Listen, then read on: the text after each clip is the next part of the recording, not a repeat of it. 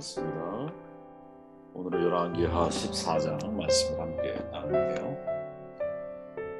3절 말씀을 읽고 말씀을 시작합니다. 아마시아는 주께서 보시기에 올바른 일을 하긴 하였으나 그의 조상 다윗만큼은 하지 못하였고 아버지 요아스가 한 것만큼 하였다. 그리하여 산당은 제거되지 않은 채로 백성은 여전히 산당에서 제사를 드리며 분향을 하고 있었다. 기준이 수준을 결정한다라는 제목이고요. 오늘은 이제 남유다입니다. 요아스의 아들 아마시아에 관한 말씀을 함께 나눌게요. 열왕기하 14장은 남유다의 요아스 아들 아마시아 왕에 관한 이야기를 소개하죠. 요아스 하면 여러분들 지난 시간 나누었지만 기생신앙의 대표적인 모습을 우리에게 보여주고 있었던 사람이죠. 그죠? 아마시아는 올바른 일을 하긴 했지만 조상 다윗만큼은 하지 못하고 아버지 요아스가 한 것만큼 했다. 즉 최대치가 아니라 최소치의 신앙인으로 삶을 살아가죠.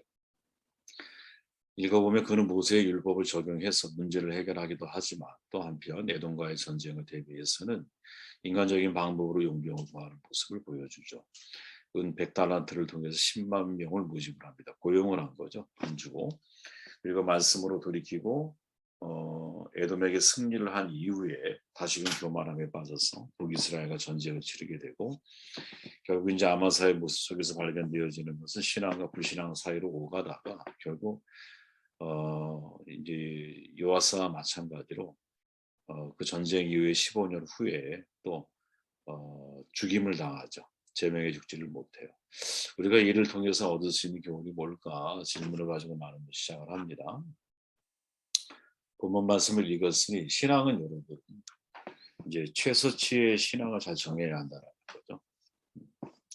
제가 뭐 좋아하는 말이지만 내가 최소치의 인생을 살아갈 거냐 아니면 최대치의 인생을 살아갈 거냐 이런 질문을 던질 때 동시에 던져야 질문 가운데 하나가 나의 최소치가 어디에 정해져 있는가 이거를 잘 한번 살펴볼 필요가 있다라는 거예요.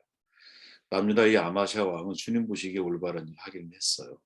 근데 그의 삶의 기준이 다윗이 아니라 아버지 요아스였던 거죠. 아버지 요아스가 한 것만큼만 인생을 살았다. 이렇게 성경 기자가 아주 명료하게 정리를 해주죠. 물론 분명 잘한 일도 있어요. 왕을 살해한 신하들을 처벌할 때에 그들의 자녀까지 죽이지 않죠. 모세의 율법대로 아버지로 인하여 자녀를 해하지 말아라. 여기에 대한 이제 분명한 기준을 가지고 자기 복수심에 선을 긋죠. 그러나 그는 아버지와 마찬가지로 산당 제사를 금하지 않아.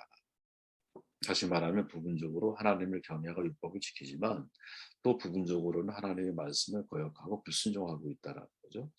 성경은 아마사를 가리켜서 올바른 일을 하기는 했다. 그러나 조상 다윗만큼은 아니야. 아버지 요아스가 한 것만큼은 했어. 이렇게 정돈해줘. 달리 표현해 보면 최소한의 인생을 살아간다라는 거죠. 하나님 마음에 합한 다윗이 최대치의 신앙이라고 우리가 생각할 수 있잖아요. 왜? 항상 기준이 다윗이잖아. 성경에 보면. 그런데 거기에 비해 아버지 요아스는 최소치의 신앙이라고 우리가 이야기할 수 있는 거죠. 이건 이 자체가 우리에게 던지는 질문이 내가 최소치의 삶을 살 건지 아니면 최대치의 인생을 살 건지 우리 이 질문에 답을 해야 할 필요가 있다고 저는 생각을 합니다. 한 걸음 더 나아가서 여러분 최소치의 원리라는 말이 있거든요. 무슨 말이냐? 한 예로 화초가 자라는데 예를 들어 네 가지 요소가 필요하잖아요. 물, 영양, 그리고 위치, 화분의 크기라고 말을 해요. 이 네 가지가 잘 갖춰지면 성장은 자연히 이루어져요. 그런데 중요한 거 다른 것들은 다 만족하더라도 한 가지가 부족하면 화초는 더 이상 성장할 수가 없거든요. 예를 들어서 영양분, 위치, 화분의 크기 다 만족해. 근데 물이 없어. 그러면 죽죠. 말라 죽게 되어 있죠. 그죠? 그러니까 충분한 요소들이 성장을 좌우하는 것이 아니라 어떻게 보면 가장 적은 최소치 요소가 화초의 성장뿐 아니라 운명까지 좌우한다라는 거. 이게 최소치의 원리거든요. 최소치의 원리는 정해져 있지 않아요. 상황에 따라 바뀔 수 있어요. 그죠? 물이 충분한데, 그죠? 예를 들어서 물, 그리고 영양, 그리고 위치 다 충분해. 근데 화분 사이즈가 작아. 그럼 자라는 데 한계가 있는 거죠. 다시 말하면 상황에 따라 달라질 수 있다라는 거예요. 야고보 기자가 말하죠, 여러분. 누구든지 온 율법을 지키다가 그 하나를 범하면 모두 범한 자가 되나니. 예를 들어서 간음도 도둑질도 거짓말도 다 잘 지켰어. 근데 오직 한 가지 지키지 못했어. 그게 살인죄야. 그래서 기자가 이렇게 말하는 거예요. 간음하지 말라 하시니가 또한 살인하지 말라 하셨은즉 내가 비록 간음하지 아니하여도 살인하며 율법을 범한 자가 되느니라. 여러분 바로 이게 율법 지킴의 절대적인 한계이거든요. 야고보가 우리에게 말하려고 하는 핵심이 뭘까요? 율법을 지키는 거의 한계는 뭐냐면 모든 것을 다 지켰는데 하나를 지키지 못했어. 그럼 율법은 지킴에 있어서 이제 전혀 힘을 발휘할 수가 없다가 살인죄 하나가 그 사람의 인생 전체를 감옥으로 던져버리잖아. 그죠? 다 잘했는데 간음을 저질렀어. 다윗 경우죠. 그죠? 그 하나가 다윗이 살아온 인생을 파멸로 몰아가잖아. 그렇기에 최소치의 관리를 잘해야 한다라는 건데 인생에서 이 최소치가 운명을 좌우하는 절대적인 힘을 가지고 있기 때문인 거거든요. 그죠? 이 최소치가 그러니까 모두가 다 높은데 하나가 낮아. 그 하나가 하나의 구멍을 통해서 물이 다 빠져나가기 때문에 신앙도 역시 마찬가지라는 거죠. 이 최소치의 관리를 잘해야 되는데 우리의 신앙에서 과연 최소치를 어떻게 정해야 할까? 이 질문을 우리는 던지지 않을 수가 없어요. 그죠? 예수님과 랍비의 티칭 스타일에는 차이점이 있어요. 랍비들은 율법이 최소한의 요구하는 사항을 규정하는 데 초점을 맞춰. 이걸 최소치 전략이라고 말을 해요. 랍비의 전략은 최소치를 계속 옥죄어 들어감으로 사람들을 거룩함에 근접하도록 만드는 거거든요. 이거 실제 이제 신학자들이 하는 이야기예요. 최소치의 율법에 초점을 맞춰. 그럼 최소치가 뭐냐? 하지 말라는 거지. 근데 반면 예수님은 최대치의 율법을 요구하거든요. 그러니까 최대치의 율법이 뭐냐? 사랑하라라는 거예요. 최소치의 율법은 하지 말아야 할 것을 강조해서 사람들을 정죄하고 심판하고 더 옥죄어 가는 거지. 그래서 거룩함에 이르게 만드는 게 랍비들이 행하는 티칭 스타일이었다면 예수님의 티칭 스타일은 야 그거 아니야. 너희들은 절대로 율법을 완성할 수가 없어. 이런 사람이 없어. 그럼 최대치의 율법은 뭐냐? 사랑하라라는 거지. 사랑하라라는. 그래서 하나님을 사랑하라, 사람을 사랑하라. 이게 예수님이 율법을 정돈하신 결론이고 요한복음 13장에 가면 서로 사랑하라. 그 속에 율법이 완성되어지는 거죠. 서로가 사랑하면 여러분 율법이 완성되어지는 거예요. 그러나 최소치의 율법 하지 말라에 초점을 맞추면 야고보 기자가 말하듯이 여러분 하나의 최소치가 모든 신앙의 최고의 수준을 다 망가뜨려 버릴 수가 있다는 거죠. 그죠? 다윗은 여러분 생각해 보세요. 다윗이 왜 절대적인 기준이냐? 완벽했기 때문에 아니에요. 그죠? 다윗은 하나님을 사랑했던 사람이에요. 근데 요아스 아버지 요아스는 어떤 사람이에요? 여호야다 제사장에 살아 있을 때만 신앙인으로 살았던 사람이야. 그가 신앙한 것은 하나님이 아니야. 여호야다였어. 결국 여호야다가 죽은 후에 우상 숭배에 빠지죠. 하나님께 기생하는 사람이 돼야 한다라는 거지. 그러니까 최소치의 신앙은 우리가 어떻게 말할 수 있느냐? 우리가 하나님을 이제 율법을 지키고 순종하고 또 사명을 따라 살아가려고 하는 이 모든 베이스에 무엇? 우리가 하나님을 사랑하고 있느냐. 그죠? 하나님을 사랑하려고 하는 것. 이게 우리의 최소치 신앙이 되어야 되지 않을까. 5절 6절 말씀을 읽습니다. 그의 부왕을 죽인 신복들을 죽였으나 왕을 죽인 자의 자녀들은 죽이지 아니하였다. 이는 모세의 율법서에 기록된 대로 했다. 아마샤가 왕에 오를 당시 남유다는 매우 혼란한 시기였잖아요. 왜 아버지 요아스가 적군이 버리고 갈 정도로 부상을 입었는데 신하들이 쳐 죽였어요. 이때 왕이 돼요. 어떻게 하면 혼란을 막고 안정을 가져올 수 있을까? 일단 영모들을 잡아야 되는 거죠. 그래서 그들을 죽여요. 다행인 건 뭐냐? 그의 자녀들은 죽이지 않아. 얼마나 사실은 가정까지 파멸시키고 싶겠어. 사람의 분노, 즉 복수심은 여러분 끝이 없잖아요. 그죠? 그래서 모세의 율법을 잘 지키는 거야. 그러던 중에 아마샤가 에돔과 전쟁을 치르게 돼요. 아마다는 전쟁을 치르기 위해서 성경에 보니까 이제 10만 명의 사람을 돈 주고 사요. 돈 100달란트를 주고. 그런데 이 사건을 계기로 해서 평행 본문이 역대하 25장에 보면 어떤 사람이 아마샤에게 나와 이르되 왕이여 이스라엘 군대를 왕과 함께 가게 하지 마옵소서. 여호와께서는 이스라엘 곧 온 에브라임 자손과 함께하지 아니하시나이다. 이렇게 말을 해요.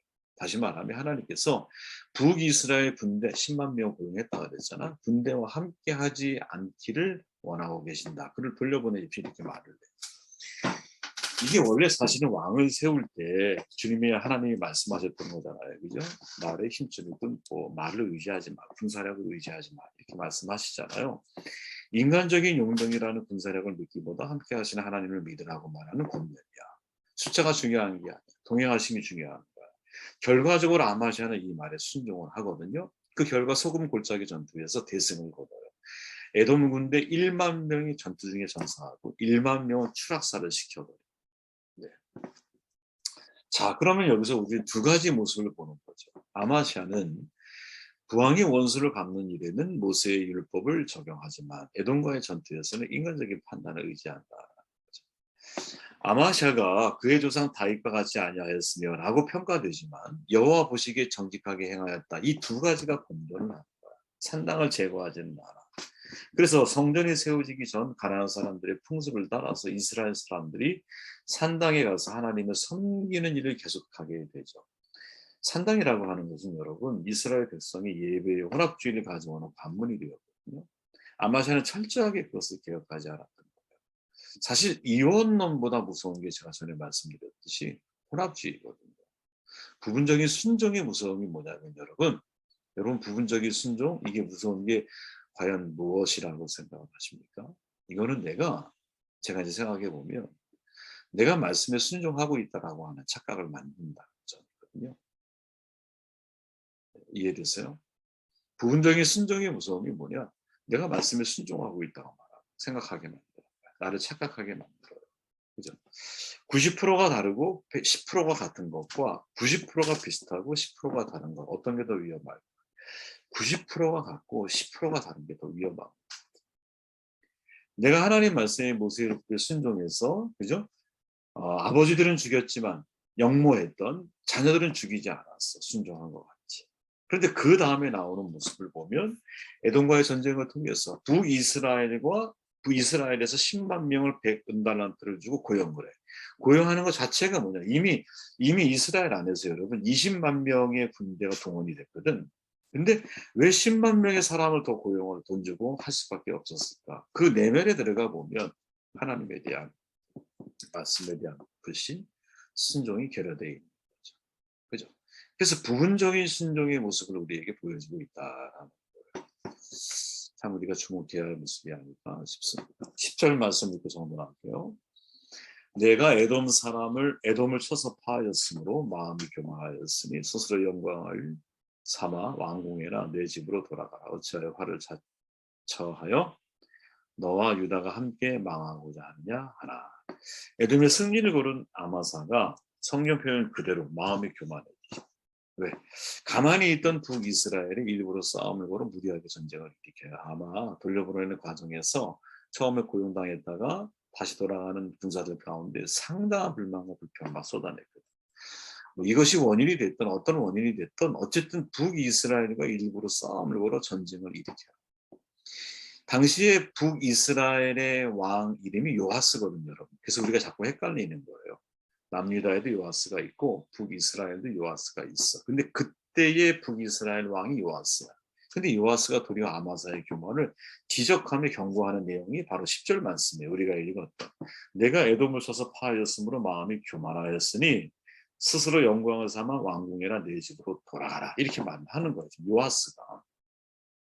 근데 아마샤는 어리석고 고집을 부리다가 몰락을 자처하죠. 아마샤만 몰락한 게 아니에요. 유다가 같이 몰락해요. 북이스라엘 요아스가 예루살렘 성벽을 나가므로 성전과 왕궁 곳간의 보물을 탈취를 해요. 몇몇 사람들을 볼모로 사마리아로 데리고 잡아가요. 나중에 유다가 여러분 바벨론에 멸망당할 때 벌어지는 모든 일은 여러분들 나중에 알고 계시는 분들도 계시겠지만 마치 그 일의 예고편처럼 지금 북이스라엘을 통해서 사건이 펼쳐지고 있습니다. 선왕이었어요. 그죠? 분명히 선한 왕이었습니다. 아마샤가. 근데 몰락의 길을 걷고 있어요. 원인이 뭘까? 어디에서부터 이런 교만함에 의한 몰락의 자리에까지 서게 되었을까? 저의 개인적인 결론은 뭐냐면 이게 기준이 잘못되었기 때문이구나 그런 생각이 들었어요. 기준이 뭡니까? 그의 조상 다윗만큼은 하지 못하였고 아버지 요아스가 한 것만큼 하였다. 다시 말해 기준이 수준을 결정한다는 거죠, 여러분. 네. 저는 이걸 보면서 기준을 정하는 게 정말 중요한 거고 내가 누구를 기준으로 인생을 살아왔다. 아버지 요아스가 사실은 이미 그것을 우리에게 보여주고 있잖아요. 아버지 요아스의 신앙의 기준, 신앙의 뿌리는 누구? 여호야다야. 하나님이 아니야. 근데 그의 아들도 역시 아버지가 한 것만큼 하며 인생을 살아가는데 그의 기준은 성경은 뭐라고? 다윗이 아니라 아버지가 왔었다. 이렇게 말하고 있죠. 그러니까 기준이 수준을 결정을 하는 거예요. 저는 여러분 기독교 교육의 핵심은 마태 기자가 말하듯이 마태복음 마지막에 나오잖아요. 가르쳐 지키게 하는 거야. 그죠? 하나님의 기준을 가르쳐서 지키도록 학습하는 과정이 기독교 교육의 핵심이겠죠, 여러분. 그럴 때 여러분 뭘 가르칠 건가, 어떤 것을 지키게 할 것인가라는 걸 정할 때 기준이 정말 중요합니다. 그죠? 하나님의 기준을 가르쳐야 되는, 대통령이 되면 대통령의 기준을 정해서 살아야 돼. 이 대통령은 성경에 있는 왕을 기준으로 삼아야 되는 거야. 그죠? 목사가 되면 목사의 기준을, 직분자는 직분자의 기준을, 성도는 성도의 기준을 정해야 되는 거거든요. 근데 이때의 기준이 뭐예요? 하나님의 말씀이에요. 엄마의 기준이 아이의 수준을 만든다. 이거 보신 분도 계실 거예요. 개척교회 사모님이 쓰신 책이죠. 장혜영 사모님인데 아들이 최승호야. 근데 말씀을 양육해서 15살에 연세대학에 합격하고 21살에 사법고시 합격을 해요. 아이를 키울 때 교육법에 대해서 정말 많은 책을 읽었다 그래요. 근데 너무나 이제 상이한 내용들이 많아. 그러니까 기준을 잡을 수가 없었다는 거예요.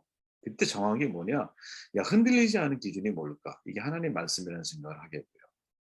그녀의 말이에요. 사모님의. 흔들리지 않는 자녀 양육의 단 하나의 기준은 하나님의 말씀이다. 흔들리지 않는 하나의 기준을 정해야 한다는 거죠. 왜? 그 기준이 그의 수준을 결정할 것이기 때문에. 네. 자, 아마샤의 기준이 뭐예요? 아버지 요아스예요. 근데 아버지 요아스는 여호와 하나님을 경외하기보다 공허 여호야다를 존경하며 살았던 사람이야. 여호야다가 죽고 나니까 하나님을 떠나는 인생이 돼. 이것을 우리는 기생신앙이라고 표현했어요. 그죠? 사람에게 기생하는 신앙인이 되면 위험합니다. 왜? 흔들리는 관용이기 때문에 초점을 맞출 수가 없어요. 하나님을 기생하는 사람이 돼야 돼. 그죠? 흔들리지 않는 관역에 초점을 맞춰야 돼요.